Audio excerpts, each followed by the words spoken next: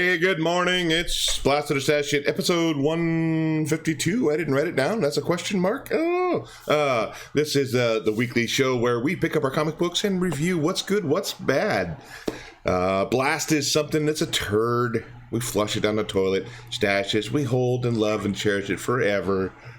Just a reminder, this is a review show, so spoilers abound. So this is your only warning we're going to give you right here. Okay? We've got in trouble for that before by saying, you didn't give us a spoiler. It's a review show. Why wouldn't there be spoilers? So, we've got Joe right now, so we're going to go ahead and jump into the books for the week. And Joe, why don't you start us out on something good? Start on something good. All right, so we're not going to blast anything right off the bat. Let's go ahead and do my pick of the week. I am so loving Savage Avengers. Thank you to the comic book gods that have made some people sensible to the fact that we just want violence and stupidity in our comic books. So what do we got going on in this? Well, if you don't remember, Punisher's family their graves got stolen, and Punisher's not having that, and he's legitimately showing up screaming, "Where are they?" while he's lighting up bad guys. We get Elektra throwing some ninja stars, freeing Wolverine, who's been chained up because they're bleeding him out to bring this god about. We got Brother Voodoo, who didn't die. He's trying to stab somebody. We got some of the most vicious, savage heroes of Marvel's history, and they're all just lumped right there together in this beautiful little package of just chaos. And oh my Lord, is it just a great read. And then we get probably one of the coolest things. Whoever thought of this? Seriously, give this cat an Eisner, give this guy an award. Conan and a Venom symbiote mixed together? Yes, do that. That is great comic book viciousness. I love it. I'm in love with the art in this book. I'm in love with just the rawness of the characters in this. And it's just a great read, and it makes sense, and it's following a great arc. And it's just so good. If you haven't figured out how much I've been enjoying this yet, shame on you. This is such a good comic book. So definitely pick this up. My pick of the week, right up off the bat. It gives me goosebumps just when I think about some of the things in it. If you haven't read it, get it. You'll enjoy it. Yeah, what did you think? This is great. Brother Voodoo, though, is he a badass? Brother Voodoo in the original comic book series, he was kind of like a much darker Doctor Strange. Like, he didn't mind like ripping people open and stuff like that. Okay. To do good things. Yeah, so we have Conan. He's Conan. He stole what he wanted to steal. He's getting ready to leave. He doesn't care. Then he hears Wolverine screaming, and he feels like this urge. He has to come back to help because he can't leave him there. And like I said, they have him chained over this pit, and this villain's like saying, "Well, I should have kept you here longer. I could just use you to fill this pit because you're constantly getting healed." And yeah, this is this badass. They should end up shooting the guy in the head too, but he just laughs it off. No big deal. Punisher beans him one. Conan comes back. Conan gets his heart ripped out. And that's where that symbiote comes through and kind of goes through and heals him, and then has that combination, that relationship. My favorite scene, though, is when they save Wolverine, and they're standing on the side of this pit. And he says, "I can slay you on my own, but together, this dwarven champion, I shall," and like Wolverine's claws pop. And he just like boom falls flat in his face. Yeah, that was hilarious. The great part about that is Conan just picks him up and starts swinging him with his blades out. I guess I never noticed that.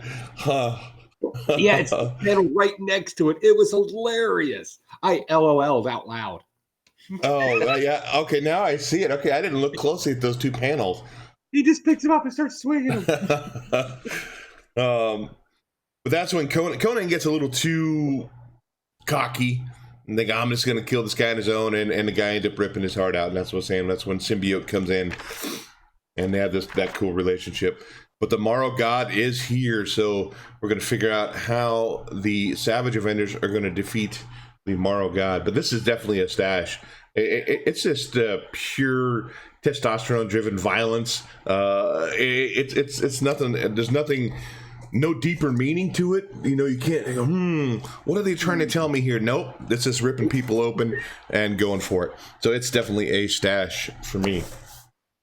My first book, I'll talk about this. Talk about one that I read. This one I didn't even know was coming out. I saw it on the shelf, so I ended up picking it up and asking the comic store about it. Unfortunately, all the issues they had were damaged, but he did cut me a deal because I did want to read it. And this is Operation Overlord Saint Mère Église. So it's based on a World War II invasion. The paratroopers coming in. I want to say it's based on that same book I read a couple months ago, the hardbound book. It was like a one-shot thing where the soldiers have to secure the town in France. And then the Germans end up coming back. But this was good stuff. So they have the paratroopers coming in. They're talking about being delayed due to the weather. And then every once in a while, it'll flash back to the different people in this unit. Like one's a police officer. He feels like he needs to be there because that's his calling. Even though his sergeant and the police force want him to stay there because he's doing a good job. But he feels he's needed somewhere else. We have one guy who's a constant strain on the city he lives in or the town he lives in because he's always getting in bar fights, and the judge finally says, this is it. Okay, you're going to jail or you're going to the army. He says, I'll go in the army. Only one thing is I want to be a paratrooper. We got one guy who's the code talker, the Native American. And then we have the one guy that is he's half black, half white. He constantly gets made fun of in his town. And then he wants to join the army to get the hell out. And he says, whatever pays the most. And the guy said, paratrooper pays $100 a month. I'll do it. So got this background of different people going through. Pretty violent, pretty good stuff. Though this is, I think it just says international bestseller. I think it was the first time it had been translated to English. It's by Rebellion and Battle Presents. Hefty price on it though. It's $6.99. So I mean, it's a big book. It's by 2000 AD, same people who do the what's his name? Judge Dredd. Yeah, Judge Dredd. They had the nickel papers back in the day. Yeah, so, I mean, the art's pretty good. Like I said, it's violent. They don't hold anything back. U.S. soldiers get killed. Germans get killed. Good historic kind of stuff. And what's really cool at the very end, the last 2 pages, they kind of show the military operations theater, the evening of 6th of June, 1944, the 2-page spread of where U.S. soldiers are landing, what they're landing, paratroopers versus coming in, storming the beaches. Good stuff. I do enjoy some historic stuff, and good patriotic book for a patriotic weekend. Yes, definitely. You're up, Joe. Oh man, should we blast something? Let's blast something. Let's blast something. Do I know what you're pulling up? Let's see. Let me think. Oh yes, thank you. All right. So first off, this is a garbage book. Don't get me wrong. The art's great in it. It's good to have a story about Lois Lane. It's not original. She's been in comic books before. So what's the problem with this one? I get what they're going with, but they went about it the wrong way. Here's what they did wrong. They tried to show Lois Lane as this strong, independent, gritty reporter, and that's fine. That's exactly what she is. What she is not is somebody that pushes current false narratives in a public stream into a comic book form. The writer doesn't know what he's talking about in this book at the end of it. That's very obvious. So let's just forget the end of it. Let's pretend that part didn't happen. Let's stick to the story itself. Boring. It was legitimately, this is a boring book. Even the female version of the question, I know she has a specific name. I forget what it is. But even she was boring in this, and she had the most action roles in it. The one fight scene, right? And it was so boring. Even the art was kind of slow for me. I don't know what these cats are doing. This is an easy character or set of characters to make very interesting. Instead, you wanted to push some false narrative that's being pushed in the public eye right now that has already been debunked 1,000 times already, and you try to still make it relevant. I get comic books are slightly behind the curve a little bit, but that's why you do research before you open up your mouth. This writer didn't do that. This writer wrote a horrible comic book, and you could tell that the artist just fell asleep when they were reading the story and trying to draw this. This is slow, boring. The only redeeming quality of this is that beautiful cover right there. Other than that, This is a garbage book that is written by ignorant people. Yeah, I definitely have to agree. I cringe so many times reading through this book, and I go, "Oh God, really? They're going there? Okay. They're gonna do. Oh, they're doing that too. Oh, because it wasn't just one topic that's kind of like on, everybody's mind. They covered a few things in there. So I'm like, oh my God, seriously, this is for me so cringy, and I hate it. And I literally had a video the other day, and I posted it on Facebook, but I deleted it. I had it. I said, "Does this book fly off my balcony tonight? Come by Sunday night to find out." And I had 2 copies. I had because I love that cover. That Jenny Frisson's cover is great, and I hucked it. I freaking hucked it off one cover I had off the freaking balcony. And I thought, no, I better not do that. Better not post that. That's gonna look bad on me. So I ended up taking it down. But what a garbage freaking book! Garbage. The only redeeming quality, the only reason I would pick up issue 2, if it had like a cool Adam Hughes cover or some other great artist cover. The story wise, garbage. Absolute garbage. It's definitely not. I've read some of the old Lois Lane books, Superman's Girlfriend's Lois Lane. Yeah, it's a book of its time. It's 60s.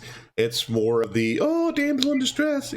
But those are better than what that is.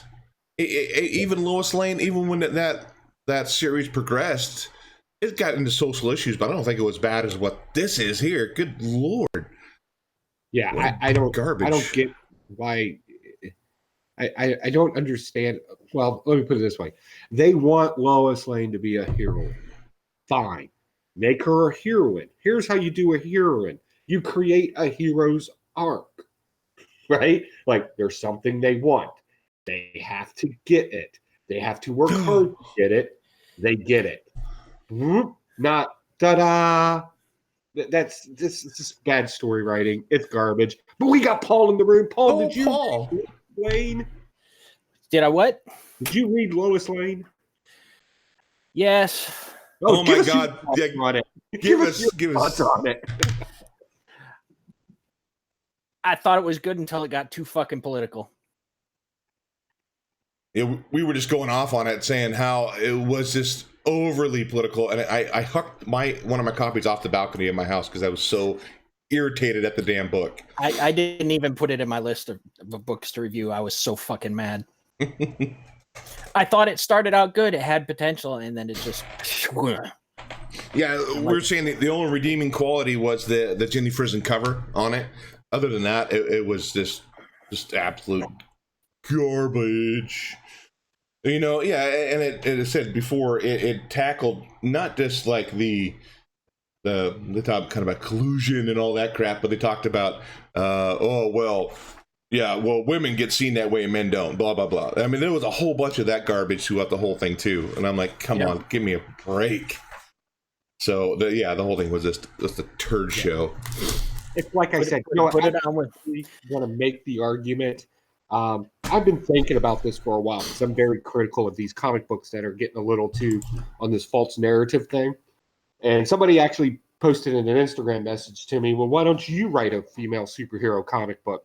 And you know what? I'm going to actually take that challenge. This is my official announcement that I am going to write a comic book, and I'm going to get it printed, and I'm going to sell it, and I'm going to make it good because it's not that fucking hard. Joe dropped an F-bomb today. Woo. Sorry. Well, I mean, if you want to make a point, put it on with a paintbrush, not a trowel. Right. Yeah. And they were able to do that in the older books too.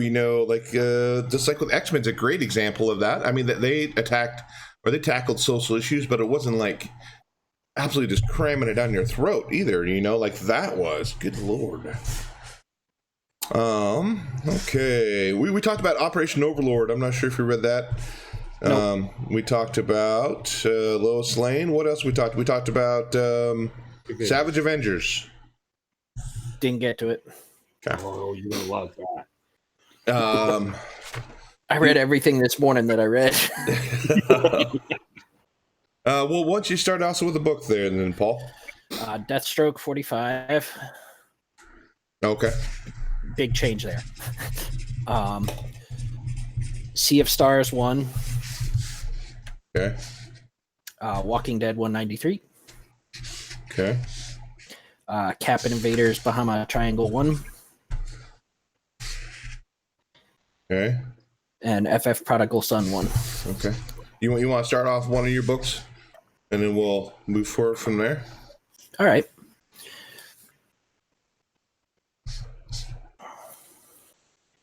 What's your book? Don't keep us in Give brother. Yeah. Recording. Oh, that's right. We are recorded. Duh. Yeah. Start us off. Let's go with Walking Dead 193, the one everybody's talking about. Surprise ending for the series, had fake solicits for the next couple issues. I thought it was a worthy ending to the story. I especially loved the few pages where they did a little bit about Negan. But it catches us up on most of the characters and shows where they are now. You know, it's another time jump kind of thing in the future. Closes out the series with a message of hope, which Kirkman talks about. He originally wanted to end it around issue 80, and it was not going to be nearly as positive. It was going to have Rick saying, "We found a place we could defend," and then it's going to cut back to a statue of him in that pose, and they pull back a little bit more, and you see it's all decayed and everything, and pull back a little bit more, and you see zombies walking around. So eventually the zombies won in his original vision. And he said, I didn't.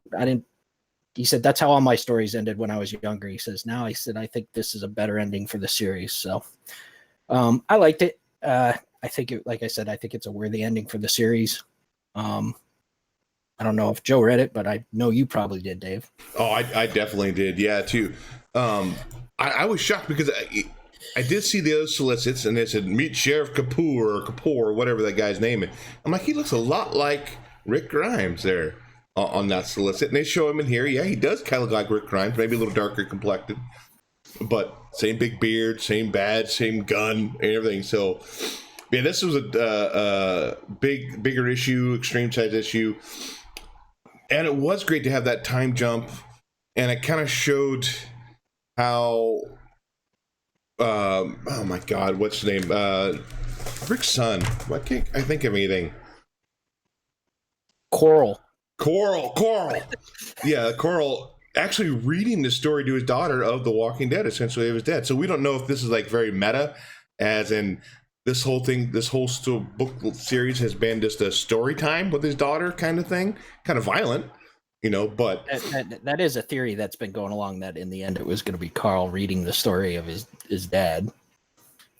I do like the fact, though, because there's a lot of courtroom drama in this book, that now walkers are so scarce that they're a commodity. Because Herschel, Maggie's son, he's like a snake oil salesman going town to town with his little cart with The Walking Dead, you know, and one of them gets out, and like Herschel's like so happy. Oh, you found him. But Carl, dude, he chopped his head off. Like, dude, this is not funny, you know. And so Carl was right outside his house. Yeah. And Carl ended up getting taken to court because it's personal property, private property now, and he destroyed it. But he says, you know, I'm going to take this one step further, and he killed all the walkers that were in Herschel's little carnival show there. But this was good stuff. It still could have that vision. I mean, with the... it all takes is one more bite, and it just continued to spread on out. Yep. But yeah, and they make that point in the story. Yeah. It was shocking. I mean, I remember reading the day before, I think I saw the article saying this was last issue. I'm like, what? No, I can't, you know. But now that issue's going for $40, I think, on eBay. So if you didn't pick it up now, I mean, you're going to pay $40 for it. So I was trying to get a couple copies, but I was only able to get one. But yeah, good stuff. It's definitely stash. And here's the thing. I'm sorry to see Walking Dead go, but yet I'm like, whew, that's one more thing off my pull list. So that's saving myself $4. Plus, I like when a story goes out on a high and doesn't drag itself along and become a shadow of its former self. Well, another thing was awesome about it was like you said, he had the solicits. He totally tricked everybody. Nobody knew until like the day before that this was it. This was done. Which was that's pretty hard to do nowadays with the internet. Good stuff. And he in the piece at the end where he talked about his original vision for the ending, he also said I hate knowing a movie is ending. I hate knowing the story is about to end, because then you're like, oh well, I can see where they're going now. Yeah. But he did say a couple times that the story is probably going to end when Rick dies. So. Yeah, I wasn't sure where it was going to go from here. I mean, it was getting kind of stale if you think about it. The good guys go, they create, a safe haven. They meet another group. They've war. Everything gets destroyed. They have to rebuild. They do that numerous times. And it's like, how many more times can you do that, really, and find something different? Yeah, and me and my wife, we were talking about it the other day because I've been catching up on Fear the Walking Dead.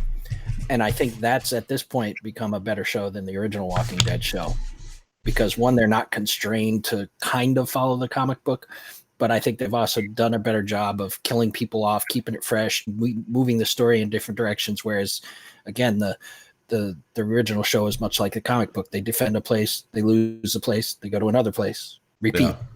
Yeah. Okay. Well, Joe's been quiet because he didn't read this. Why don't you give us another book there, Joe? Yeah. All right, so it was 4th of July weekend. By the way, I hope you all had a great 4th of July. I America so hard. I think I pulled something. In favor of that, I got this Captain America and the Invaders. Classic story. I really enjoyed this, especially if you like your comics a little bit more old school. You got Captain America being Captain America in it. Imagine that. He's not a sidelined character in his own comic book. You get it, Coates? No? Okay. So we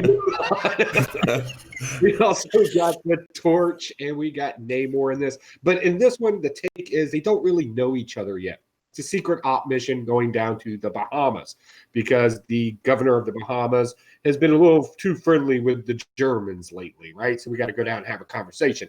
FDR jumps on his fishing boat. Captain America and the Torch are on there. They don't really know each other.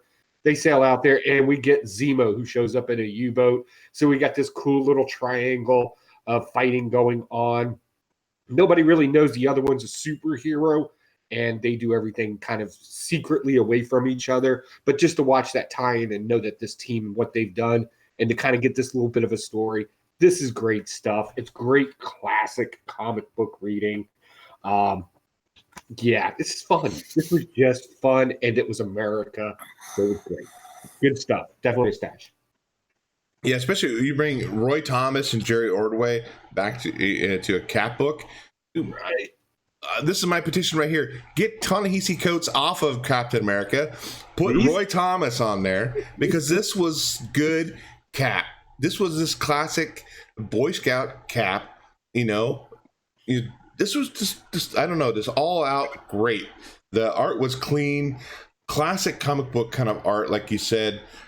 The great thing, Cap throws that one shield, knocks the gun out, and the guy I was actually going for your head, so I don't throw it that good. And notice it wasn't the round shield; it was the pointy one. Yep. Yeah. But yeah, all in all, this is a great book. Human Torch melting people, flying through, just melting the Nazis. It was quite violent. I mean, Namor just basically stuck a bunch of guys in a U-boat at the bottom of the sea to die. It's so violent. It's awesome. Well, that's definitely the golden age Namor. He did not like humans. This thing gives zero craps about the Nazis in this one because it's okay to kill a Nazi. I really wish that we could get this kind of Cap back to the current run on it. I don't know if I know you've been reading the current Cap. I don't know about Paul. Have you been reading the Ta-Nehisi Coates Cap? No. Yeah, don't. Not my Cap. Not but what do you think of Captain America and the Invaders this week? This is actually my pick of the week. Yes. These are my books. I mean, you got Roy Thomas, you got Jerry Ordway, I love World War II stories. I love the classic Golden Age heroes. And like you said, this is the story of their first mission before they were a team. You know, they weren't the Invaders, which is what they call the modern version of. I love the story, love the art. Throwback to the Golden Age type stuff. You know, these are the type of stuff I was reading when I was a kid, and the stuff that I started collecting going further back. And like you said, you got Zemo, you got U-boats, you got torch frying people up. It had like Indiana Jones elements. It had, you know, it was just classic, good comic books. That's what I like. Were they not called the Invaders until Bronze Age? Correct. Oh, okay. I figured maybe that might have been Invaders back in even Golden. No, they did things like the All Winter Squad, and there was another team up book. You know, there were a couple team up books where they, and a lot of times they didn't show up together in the stories. They would have like 5 stories in an issue, and there would be one of each one. In there, yeah. Oh, so they weren't necessarily a team. They were just all kind of fighting the same people, but not together. Right. Okay. Most of the time they were together on the cover, but not necessarily in the stories. Yeah. Okay. I'll go. I will talk about... let's talk about Sea of Stars, number 1. Jason Aaron of Thor fame lately, and Conan. So this is a totally different take. You know, if you look at Thor and Conan, you can kind of see similar characters, you know, just brawlers, barbarians. So this is actually a space drama where it's about a guy and his son. That he's going to work and he couldn't leave his son behind, so he had to take him on this. He's like a trucker, essentially, a space trucker. He's picking up stuff and bringing it back. His son is like maybe 8 years old or 10 years old. Is just bored out of his mind, saying, "Why did I have to come?" He says, "Well, I couldn't leave you." Then we get a backstory about his mom had died, or his mom is no longer in the picture, and they end up getting attacked by a giant sea whale or space whale thing. I don't know what the hell the thing is. They never really talk about what it is. And the ship gets torn apart, and they get strewn out of the ship. The boy's suit is totally damaged. He's flying through space, ends up landing on like a moon or something like that. But he's just like legs ripped off his spacesuit, arms ripped off his spacesuit. But he still can breathe. I guess there's very minimal oxygen in there. And this little monkey creature finds him, say, "Hey, can we eat this?" And it's another little space eel thing. They don't know what he is. They don't know he's human. They don't know anything. They said, "No, we can't eat him." But he ends up, they can understand each other and they're having this communication, and decide to go ahead and kind of like take him under his wing to protect him.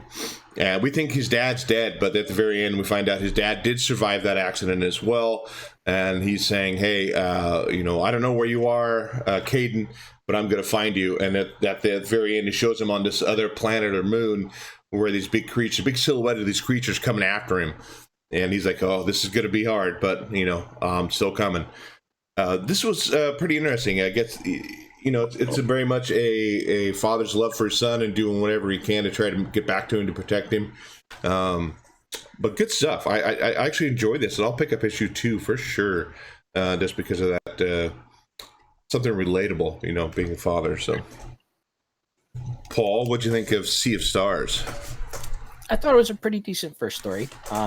It's a pretty basic story. You got a single dad with his kid and all the conflict that entails starting at the beginning of that. And then something happens to separate him, and the dad goes search for the kid. But it's in space with quirky sidekicks and some weirdness. Yep.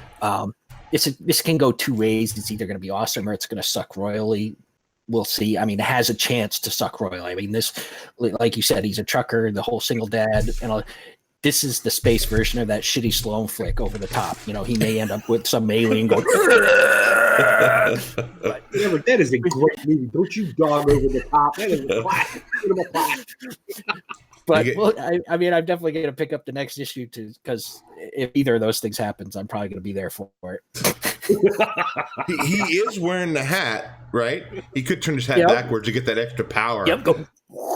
Yeah. And doesn't he like move his fingers like over the top or something like that? Yeah. Still ridiculous. Great.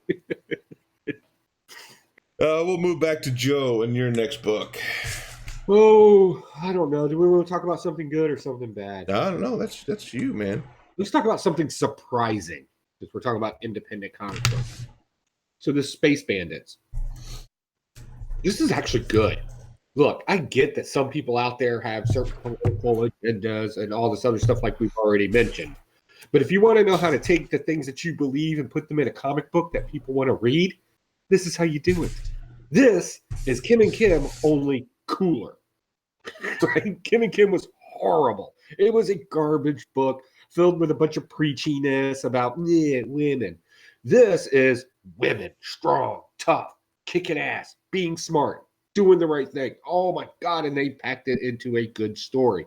So thank you, Mark Millar. I generally do not try to remember the name of the writers in it, but you obviously read Kim and Kim and you were like, yeah, I can do better. And according to the social media chatter on Twitter, yeah, there's a little bit of a problem.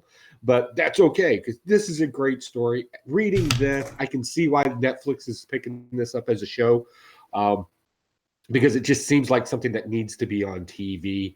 Although I did enjoy it in its comic book form, I will be picking up some more of this, unless it gets weird. But right now, I'm really enjoying these characters. Basically, what do we got here? The African-American female put together a bunch of tough villains to go do some robbing without killing people, and they backstab her. So now we automatically have our hero of the story. She has limits, which is something you don't really see a whole lot of in these type of books. But they gave her limits in this one. She can get beat up. And then she gets arrested, of course, and thrown into a prison. And then also this other young lady who's kind of a con artist, done a lot of stealing. She has a limit too. She actually loved the person she was with and got double-crossed. And she ends up in prison. And now we left this story with them two meeting each other on a crustacean. I also like this theme of the 80s that they're doing in it. Kim and Kim just said 80s stuff just to be 80s. This one actually kind of explained it. And I think the great explanation for it was it took till the 90s for the Midwest to get the 80s. Can you imagine how long it took for us out here in space to get the 80s? So there you go. It just took forever for the concept of the 80s to get out into space. They got this entire 80s clothing thing, the Lionel Richie Starship.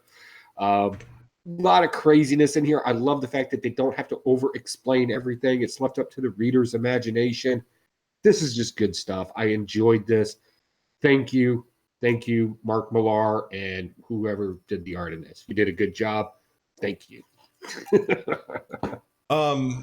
Yeah, I went to my first LCS and I was walking through and said, what else did I miss? And he says, did you pick up Space Bandits? I said, no, I don't pick up really Millar stuff. I love Magic Order, but I'm kind of like, a lot of the other stuff has kind of been like, for me. But apparently I did order this at the other one, so I did get it anyhow. And I'm super glad that I did, because this was actually a fun book. It was, and I did think of Paul right from the beginning when he said that the 80s didn't reach the Midwest till the 90s. Is that true, Paul? I don't know. I wasn't here then. Oh, okay. Sorry. So I do love the Lionel Richie ship. I was in near New York. We got the 80s and the 70s. You got it ahead of time, huh? The Lionel Richie ship with Lionel Richie's face on the front of it. That's hilarious. But yeah, this is good. This is badass women not doing that. Well, it's a man keeping me down, and I'm a badass because I'm a woman, and it had nothing to do with that. They're just badass. That's it, flat out. And both of them. I mean, they both have like that second story with the second woman where they have this plan where she has a bounty on her head, and he keeps bringing her in, collecting the bounty, then go rescuing her. Then the last time the bounty had gotten so high, he's like, screw you, I'm done. I'm not going to pick you up this time. He dumps her. And, it had nothing to do with this man-hating book. It was just a badass book. And I'm super glad that I picked this up. It's probably just going to be 6 issues, just like everything else that's Mark Millar. But the art in there was good. I love the art in there. And all out, just good stuff. Definitely picking up Space Bandits number 2. Okay. Let's talk. What was this? Stash. Who else do we want to go here? Do we want to go back to... Hey, you haven't picked a book in a while. Me? Is it me? Okay, it's me. Give me a second. I got to cross something off. I did cross that off already. Let's talk about. Are you taking nerd? Am I what? Are you taking notes? Freaking nerd. No, not notes, but I have everything written down on who read what, and I cross it off. He's making fun of you making notes. He's got a 10-page script. Oh, I know. Write a comic book. I think he has stock in notebooks. Let's talk about the other surprise book for the week for me. It was at the bottom of my stack. I'm like, dude, I don't want to read it. And it was just, I put it off. I'm like, this is going to be so boring. And I read it last night, and I'm like, this is actually a good book, and I enjoyed it. And that was Fantastic Four, Prodigal Son #1. It was, and you already mentioned why it's good, and that's Peter David. Oh, the writer? Okay. Well, what else is he known for? He did a great run on Hulk. Yeah. He's kind of been out of the game for a while, though. I don't think he's done anything in a while. Oh, really? Okay. I not that I don't like Dan Slott. There's some of Dan Slott stuff I do like. Fantastic Four's been okay. It's been hit and miss. It's been kind of waning a little bit more for me over the past few issues. But then I guess I was expecting that here. I was expecting kind of like the dry kind of like Fantastic Four, but this was just fun. It had some funny parts in it. The art was very, very clean. And just great story. We have Prodigal. He lands in Savage Lands. He gets eaten by a T-Rex. These swamp people are there and ready to kill the T-Rex, and he explodes out of him, the T-Rex, and they think he's some kind of god, and they're kneeling to him, and he's just trying to get back home. And then the swamp men tell him there's a spaceship inside of it was Evolutionary Reed's compound, but they can't get in because of the force field.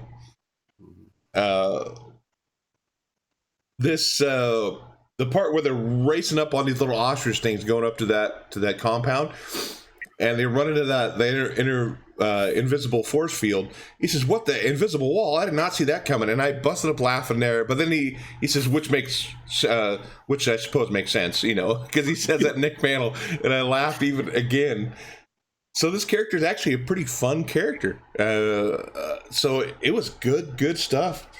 And we meet Kazar's wife and her son, and they have a little romance with Valeria, where now she forgets about the other prince that she fell in love with. Typical teenage stuff, This boy's showing me affection. I love him. Oh, wait, now this boy's showing affection. I love him more. So, but overall, great stuff. The prodigal son guy's a little arrogant. He thinks he's just going to get away with it, and then at the end, they end up catching him. He took the Fantastic Four ship to get out, but he needed the code in order to use the ship properly. After a little bit, it's kind of a little security feature where it traps him in a bubble. Like, he's going to sit there and dwell a little bit in there before we go save him. But that's a stash, though. That's good stuff. Paul read that too. Yeah, like I said, it was a decent story, but then Peter David got his hands on it, and it's just literally every page I was laughing at something, but it doesn't feel forced at the same time, and it's still telling, a lot of action and everything still going on, but it's still funny. And then you got Kazar and Shanna in it, and any stories made better with them. Like you said, this one wasn't on my radar either, but I'm really glad I read it, and now that I know there's only 2 more issues of it, one in Silver Surfer and one Guardians of the Galaxy, I'm definitely going to pick it up. Joe, what'd you think of Fantastic Four? Man, you want to know how to write a garbage comic book? Let me tell you something. This is not it. This was so good. No misdirection there. I saw the look of worry over everybody. All right, so to start off, I don't know if Prodigal is a character from someplace else. Is this a new character? I think it's a new character. I don't recall ever seeing him before. Because it seemed like we should have known the character to some degree, but the way it was written, like it's somebody who's been around before. But regardless of the fact, great superpowers, has a flaw. Imagine that. He obviously wants to be a good guy, but he's narcissistic at the same time and somewhat easy to fool, right? Because the swamp people fooled him into getting into the evolution thing to grab the weapons. That's great. That's just great storytelling, right? it's good to have flaws in people. Fantastic Four shows up being the Fantastic Four that we all know and love. Love the fact Kazar in it. Kazar comic books never really, evolved like other comic books have, but it's always been an interesting character because he's kind of like a Tarzan, only smarter, right? I think that's the concept they're going with that. Yeah. I love it. I love the Fantastic Four. Don't really see him as a bad guy now, but they know they can screw with him a little bit to simmer him down a little bit, bring him down to a more realistic level. I like what they're doing with this prodigal. They kind of hinted to this other story where his brother and him are at war for the planet. So I'm assuming that's going to be a villain at some point. That seems very great tie-in opportunity there. But I like this character. This is just good storytelling. It made sense. Super clean. And like you said, there's some funniness in it and there's enough action in it to keep us interested in it. It was good. I'll definitely I'll pick up the rest of them. Who knows? They could be introducing the next three generations down event book with this, Yeah. The way Marvel's been writing and pumping out comic books at this point. Yeah. So according to this article, it says Fantastic Four, Prodigal Son will introduce an all new Marvel character. So there we go. That'll be it. Yeah. The other scene I did like in that book too, when Kazar talking to Mr. Fantastic about the compound having all these weapons and Fantastic. Yes. Why would he have all these weapons? Here's thing in the background. Hey, where do you want this nuclear bomb? Oh yeah, put it over there by the lasers or whatever. that was really funny. And the other one that made me laugh out loud was when the one of the primitive guys comes running out with the weapon and he essentially goes, now all you sons of bitches are getting it. And he goes, and Sue puts up the wall and it bounces back and hits him and disintegrates him. And Prodigal goes, see what happens when you keep interrupting? Yeah. Yeah. Get cut off. I might have to look up Peter David. You said that's the writer, right? Yeah. He did like a, hold on. I was just looking up to see how long he did. He did, it was a long run on 12-year run on Incredible Hulk. And then he did Aquaman, Young Justice, Supergirl, Fallen Angel, Spider-Man 2099, and X Factor. And a lot of the Star Trek books when DC had the. I might have to go back and look at some of his Hulk stuff. I did enjoy that a lot. So. Okay, that was my pick. Go ahead, Paul. No, I was just gonna say I know he wrote the one, like the I think he wrote the one with the green cover where Hulk's like this that everybody's looking for, where he's like blown up, and then the cover of like 393 where it was an homage to Hulk 1. Right. It was in that era, right? Late 300s. I know he was writing it. Oh, so of volume 1 then of Hulk. Yes. Okay. Yeah, it was back 80s, 90s. He was writing it. Yeah, because he's 62 years old. Yeah, so he's been around a while. I'll go back to Joe. How about you give us your next book? Oh, is it time to blast something? Let's blast something. I've been too nice. Talk about this garbage of a book. This is Arrow #1. If you like this book, we can't be friends.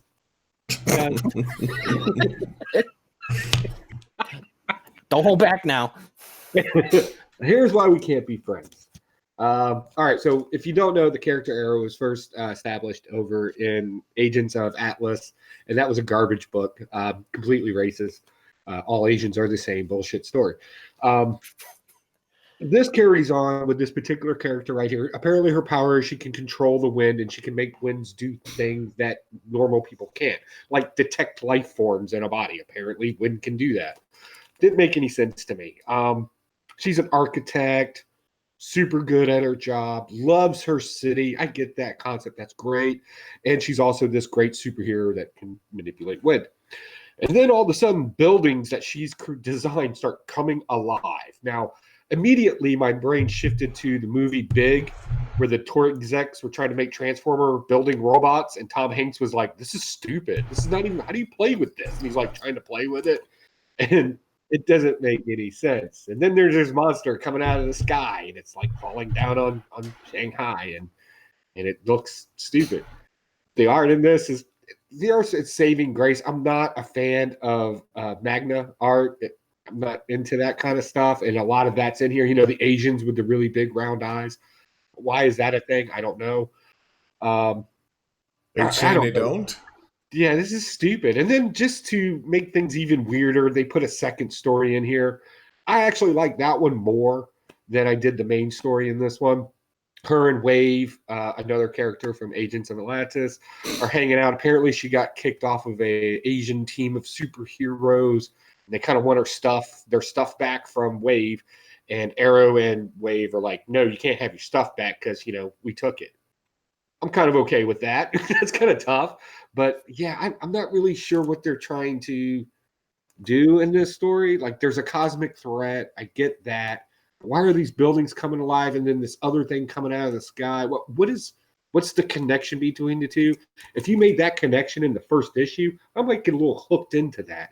But this was just, oh, wow, great comic book. And then I just threw it off to the side. And then I picked it up this morning so I could talk to you guys about it. So there you go. Okay. Let's see. Let's pick another book here. Oh, what? Nobody else read that book? No. I almost picked it up for the Art Germ cover, but I passed on it. Let's talk about... give a brief summary on this. Paul, you may have read this. I don't remember. I didn't write your name down. Punisher number 13. No, it's on my stack, but not there yet. So there's been kind of a big thing with Jerry Conway, who's a creator of Punisher, Amazing 129, right around that. And now he's kind of irritated about the violence and stuff in Punisher, which seems kind of ridiculous to me. Dude, you wrote the freaking character. And maybe he's gotten more violent since that time. When did that come out? 129 came out in 75, 76? Thereabouts. And so in this story, Punisher's in New York, Kingpin's the mayor of New York. The main gist of this whole story is Punisher saves this woman because the guy was going to kill her, but she ends up being a agent for Hydra. He ends up not killing her, but threatening her to get information. And Baron Zemo's in town with Kingpin saying, hey, I need your help. And Kingpin's like, you screwed up. I don't want to help you. But okay, here's the big part of it. So the police end up catching Frank Castle on the street, and they're like, holy crap, you're the Punisher. We love you, we adore you. We have this group of guys that believe in everything you do, and they have a little Punisher skull on the side of their patrol car. and so Punisher pulls the sticker off and rips it up and says, you guys don't need to do that. You guys don't idolize me. You guys are about justice. You guys are about doing the right thing. Me, I'm just a murderous son of a bitch, pretty much. You don't idolize me, Jerry Conway lately has been kind of speaking out about that, how police officers using the Punisher skull or military using the Punisher skull was not really reflective of what we need to be doing. I can see that to some point. I mean, if we want to be able to be going and enforce laws, police don't necessarily need to be like Punisher and just avoiding all laws and just doing what they want. I don't know. But I don't have a problem with police officers or military using that Punisher skull on their stuff. So that's the gist of the story, essentially, that whole political part of it. Punisher does kick ass, just like he always does. Kills a whole bunch of people, and we get a new team. We get the Thunderbolts, which kind of irritates the Kingpin too. He's telling Baron Zemo, if you screw this up, Zemo, I'm gonna kill you. So there's the new Thunderbolts right there with Baron Zemo and everything. It's still been good to read. I'm still going to continue to pick up this stuff because it's definitely more of a violent Punisher than the old school Punisher for sure. So it's a stash. Nobody else read Punisher this week, so we'll go back to Paul on your next book. This will be my last one for this week, and that's Deathstroke 45. I'd kind of fallen behind on this book, but I picked it up because it was supposed to have a big change, and man, it's still an awesome book. Apparently, Deathstroke got killed the last issue, and there's a new Deathstroke, and surprise, surprise, it's his daughter. But Priest is still quietly writing one of the best books at both Marvel and DC. It's super violent, like Punisher. It's multi-layered twists and turns. It's got a serpentine plot. So in a lot of ways, I've said it before, I'll say it again, it probably works best as a trade, reading the whole contained story together, because there's so much going on. But man, this is such a great book. I still recommend it to everybody. So this is a definite stash. So it's not they declared it was a new Deathstroke, but it's not a new character. It's just his daughter just taking the mantle of Deathstroke. So it's not one of those big key books that everybody's like, oh my God, it was a new character. Nope. So. And I've actually got her first appearance already. So is that book worth anything, really? It was starting to go up well before this. But I think if they continue having her take over the mantle, it'll probably pop some. What book was that? It's Deathstroke, the first series. It's like number 15, I think, maybe. Is it the same series? Series. The one with Zed covers? Yep. Oh, okay. I don't think I have that one. Yeah. I was like, do I get it? Do I speculate on this saying new Deathstroke? And I kind of like, I held off on it. I didn't buy it. That's because I wasn't sure. So, we'll go back to Joe. Yeah, let's go back to Joe. Joe's got something to say. Pick up the notebook. You got more to say, I'm sure. Yeah, pick up the notebook, nerd. Another thing that I really enjoyed this week. I really like the Warp series with the warping of the characters. This one here is Soldier Supreme. I think this Wednesday we got X coming out, which is a favorite character. But in this one, we start getting a little bit more information and find out just how big this particular universe is. We get U.S. Agent is crossed with some other magical character, and they kind of sort of follow the same storyline. You know, when U.S. Agent and Captain America kind of battled there for a while. We kind of got that history in here too, only they used magic, right? Great splash page at the end of this of Red Skull, and he's got what's his name? It was in the Doctor Strange movie, the cosmic ghost thing. Oh, Dormammu, whatever. Dormammu. Yeah, that's it. So yeah, we kind of have that. I really like this blending of the characters, and some people have complained that it's not really original, really new, but I don't. I have to argue that it's it is. It kind of mixing them together, and then how does that actually function and work? They've done a great job here on it. These are just fun reads. Will they go anywhere? Probably not, but they're definitely going to be bringing more of this to us. Which I think is great. I'm glad they didn't destroy that universe. We're going to push forward with some more stories. So I'll be picking all these up because I've absolutely loved it. I did not pick up any of those Infinity Warps. You didn't pick up an America comic book? What are you, a commie?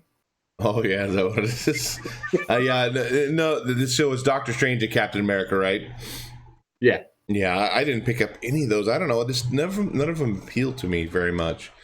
And I didn't read that one. So let's go on to let's talk about DCeased number 3. There's the Matina cover. I ended up getting, I think, just the 2 covers. I got this one and the movie, horror movie homage. So yeah, Alfred's still kicking. Man, this essentially killed all of Robins and Batman, and he's flying the Batjet, blowing shit up. And then we have Harley got off of away from Joker, changed up blasting him, but then she ended up getting surrounded by the birds of prey. They were now zombified. Damien's still brooding a little bit. Then we have an Aquaman scene, which is. It's crazy. You think about if this virus is transferred digitally and biologically, because if you get cut or ripped open on the surface, it just drains out.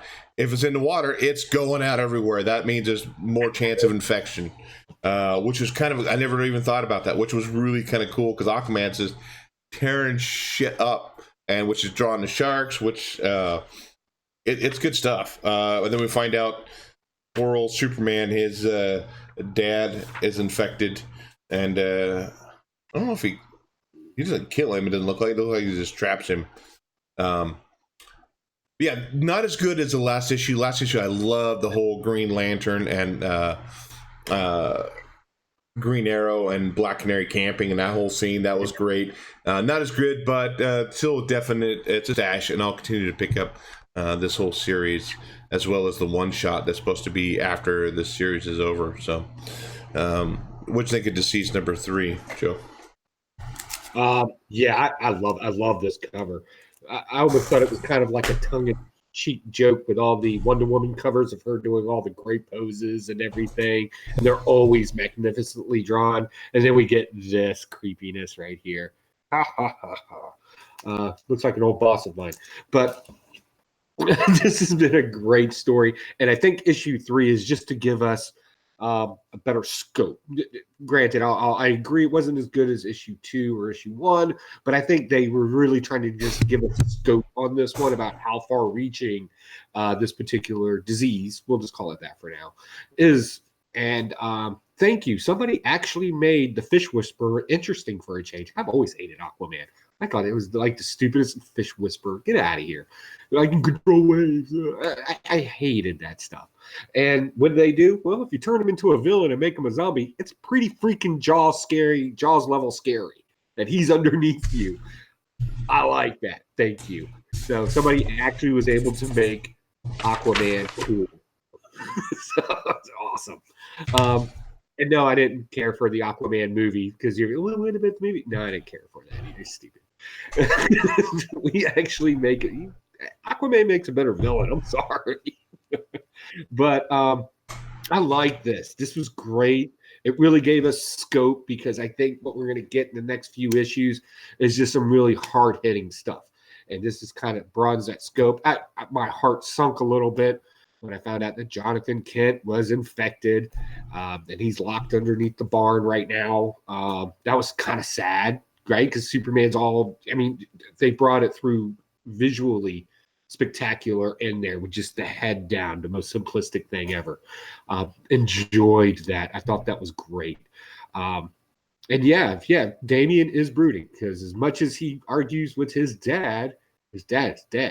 As far as he knows, or I'm pretty sure he is. So yeah, and this is something level of Damian we've never seen before. But then again, we've never really put him in this kind of situation. So I thought that was very interesting. Hopefully, he goes and gets his suitcase that was mentioned earlier. And we could see really officially what's in that. Alfred flying around shooting Gatling guns out of a Batwing. Yeah, I'll want to watch that on TV. That would be awesome. That was just great stuff. So yeah, this is a great book. I'm enjoying this series. Hopefully they don't do with Heroes in Crisis and it was in somebody's imagination or it's a hologram. So help me God, if they do that, I will lose my shit. So yeah, double smash for now. Looks like Alfred has that suitcase with him. Yeah, that's what I thought too. Yeah, I just double checking. Yeah, it shows a little bat symbol on that suitcase when he says, "I'm sorry, boys, I couldn't save you." So yeah, he's definitely bringing it to Damian. And I also thought that the Joker, the zombified Joker that Harley Quinn dropped, I thought that was great, Todd, because I'm tired of this constant. Is she in love with Poison Ivy, but connected to the Joker? Blah blah blah, back and forth thing they keep playing with in the DC comics. So what does she do? She drops him with a shotgun. Birds of Prey show up, which I've never been a fan of those either. Hopefully she pops all them off too. We can just restart DC from this story event. So you don't like Aquaman, but you like Namor? Yes. You know why? Because Namor's a freaking jerk. Oh, is that why? Okay. Yes. I'm proud of it. Yeah. Yes. And kind of chill with it. Like, if you think about it, he's more anti-hero before it was even anti-hero. Yeah. Like, he ran into political issues. He saw how the Japanese were being treated. He's always had this air of royalty about him that almost made him ignorant or arrogant to some degree. But he does rule an entire underground world. It's like I just always liked him for that.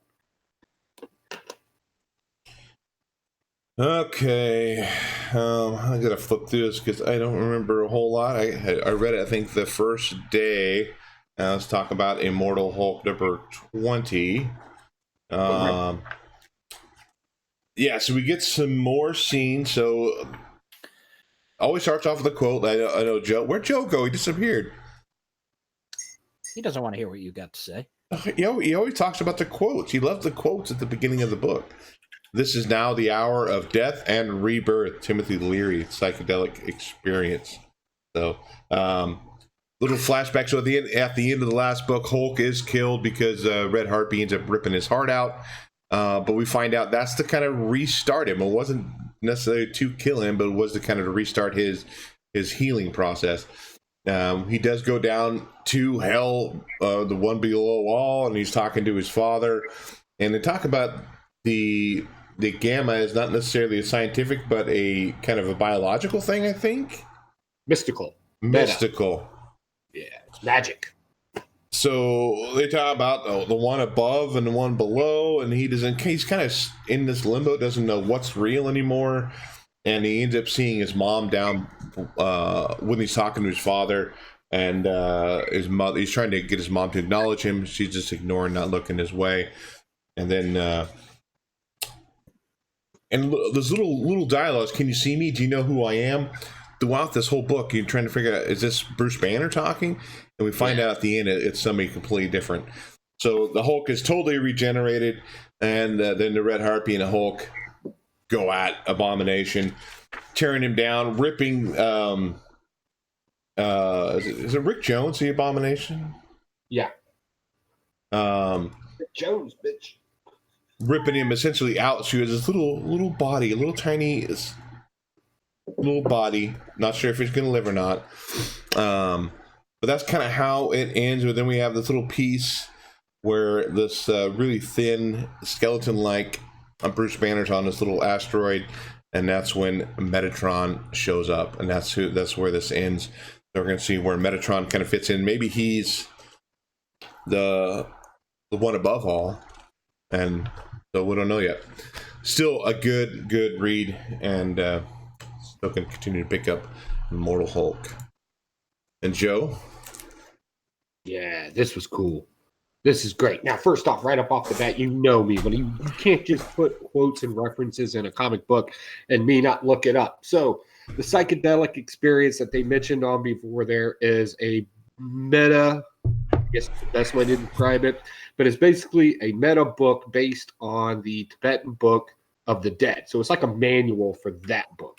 And what it does is it kind of introduces how psychedelic drugs can expand your experience or decrease your experience. In other words, it can take you to the one above or the one below. It's legitimately the summary for the book. It's awesome. So great reference there. Man, these writers are really slick with their writing. And also congratulations on the Eisner nomination. Why just a nomination? I don't know. Like, seriously, at this point, you should just be getting it because this is just great storytelling. Thank you to a comic book writer to bring monsters back into effect. Thank you to a comic book writer to put a complex story together that you can still follow.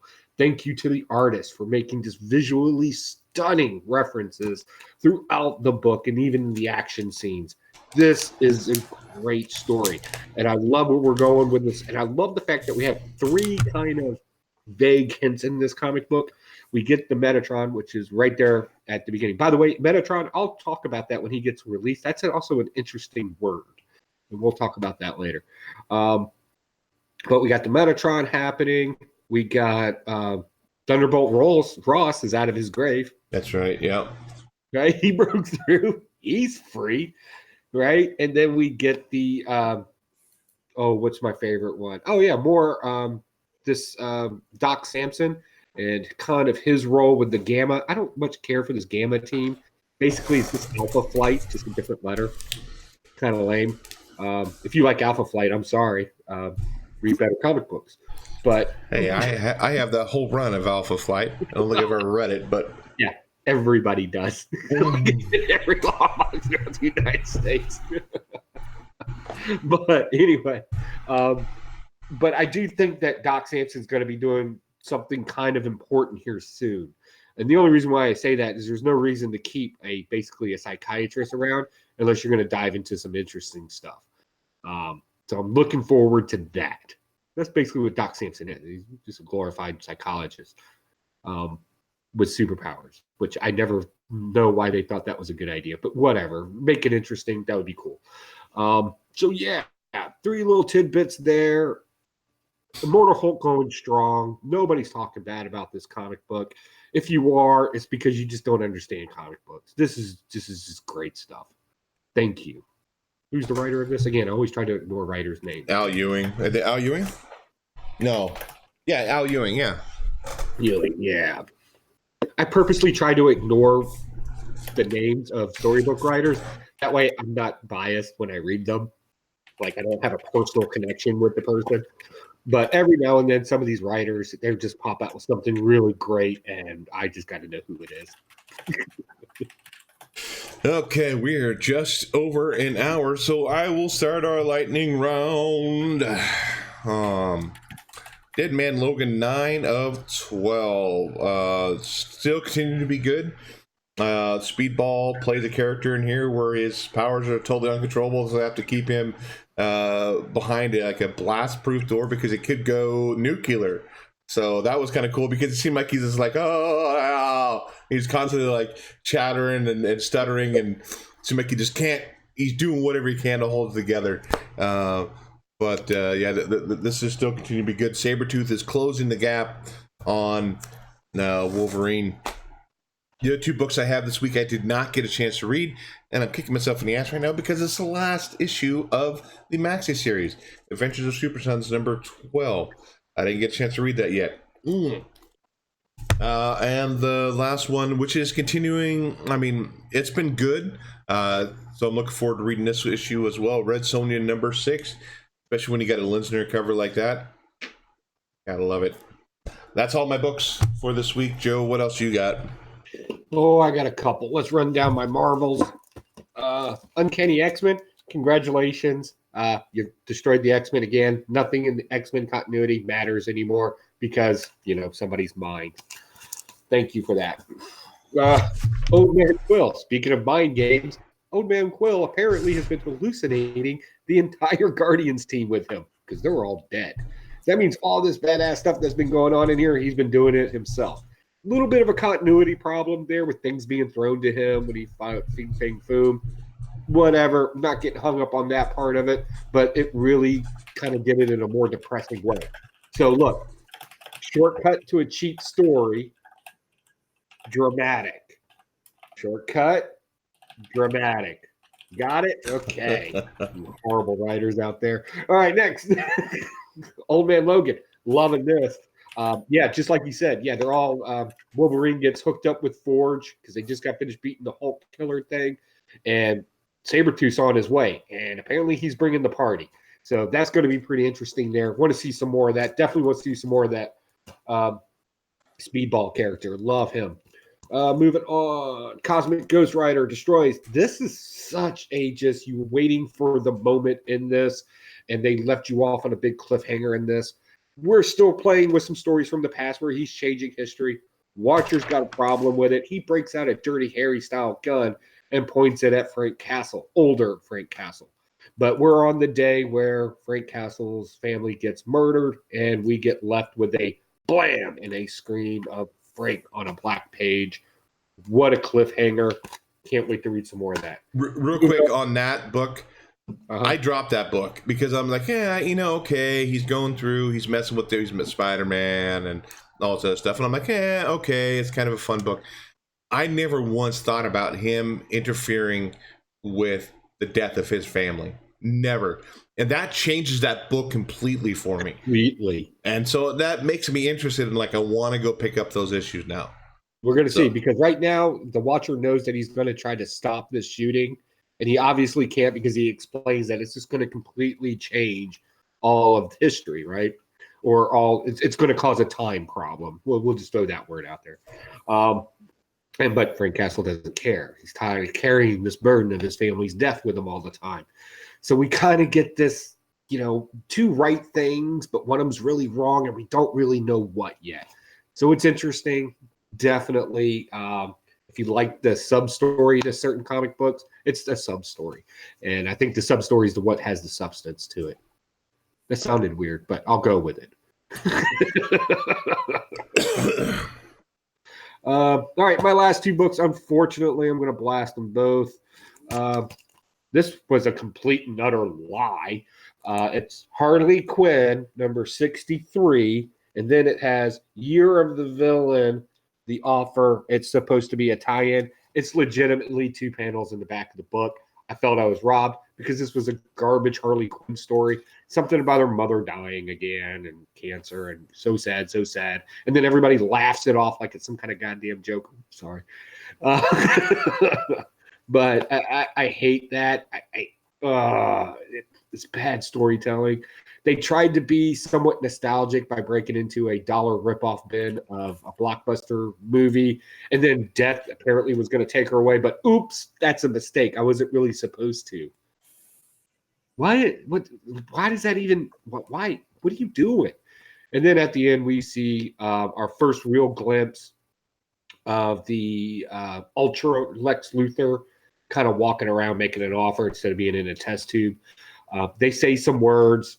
It shuts off. That's it. This was just a scam to get people to buy a really bad Harley Quinn comic book. And the worst, the blasted of all, to set it on fire because nobody knows what the hell they're doing in this thing, was Doom Patrol number 1. Thank you for just writing just a mess. This thing's just a mess. It's all over the place. When you do a number 1 issue, you know, I get that there's other issues before this, but this is the number 1 issue.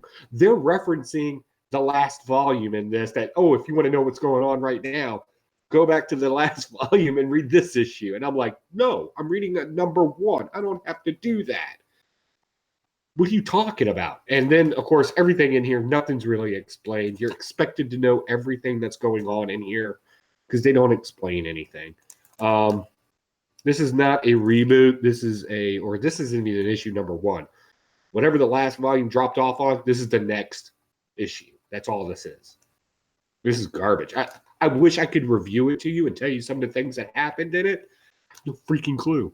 Apparently, they're driving around in an ambulance or an ice cream truck. I'm not really sure. Because in the show, they're driving a school bus around. No, not this one. A school bus would have made sense because everybody would fit in a school bus. Apparently, they're driving in between dimensions, universes, dreamscape. I don't know. The negative guy that wears the Mr. Mummy, apparently he needs a therapy pet because words and feelings. So yeah, this is stupid. It's horrible. So yeah, that's my review. Oh, also Spider-Man Homecoming or Away-Coming, whatever it's called. Far From Home. Yeah, that's it. Great movie. You need to go out and see that. Oh my God, so good. Did you see that, Paul? No, not yet. Yeah, we won't go into too big details with it right now, but yeah, it was good. I don't think it was as good as the first Spider-Man with no, not Tobey Maguire, with Tom Holland, but there were. I was watching the whole thing, and I'm kind of like, I don't know. And then the part when Mysterio shows his true power, that's when it caught me.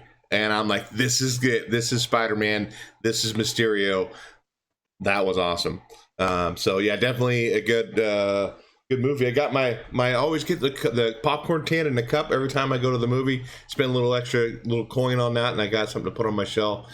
Definitely good stuff. For sure. Now you just need to buy some shelves. Yeah, well, if you look behind me, it's pretty damn barren here. So I'm. No, this is my old room. I'm just in a different area. Most of the time, my back is facing. I'm facing this way. My back's here. My shelves are. This is an opposite wall. So, yep, everything is gone. Everything's torn down. It's kind of depressing. But now I got to move all these freaking to 20 plus long boxes and then 20 plus short boxes of crap. That's just comics, and that's not including my action figures and Funkos and everything else. Yeah, not looking forward to doing all that. So we're going to go ahead and wrap this up. Paul, shout out for you. Thank you for coming on. We appreciate having that third person. I was telling him, it's getting kind of lonely with just Joe and I here, so we did really appreciate you coming on. That's why I tried to make it on. I got tired of looking at just your two ugly mugs. Shout out to the people who in the future be watching this. The future. You're Elon Musk now, huh? You're futurist. But it's good to be back. Joe, how about you, sir? Hey, guys, I hope you all had a wonderful 4th of July. I hope you America so hard. It was awesome. Thank you for being in the chat. Thank you catching us on the Rewind. Rewind. I cannot talk today. Rewind. I think I drank too much. I don't know. Spiking that Rewind. coffee. Oh, that never happens. No, never. Not me. Don't forget to check out the Comic Corps extended their contest to go to Baltimore. So definitely check that out. I'm up to 2 videos now. I figure I'll have another 2 because I'm just going to flood the market with videos to see if anybody else does it. But other than that, thanks for swinging by, guys. We appreciate you. We love you. Yeah, I thought about entering that Comic Corps thing, but man, I'm on vacation the week prior, so I don't know if I can get another weekend off. But although if I was they're paying for my tickets and hotel and everything, I wouldn't be paying anything out of pocket except for the books or stuff I want to buy at the con and food. That might be worth it. I don't know. I just haven't put my video in yet. Yeah, thanks for everybody for stopping by who's going to be in the future. So for our August Patreon, so we have I don't know how many Patreons, I have to go look, and we have quite a few people who have been sticking with us for this past year.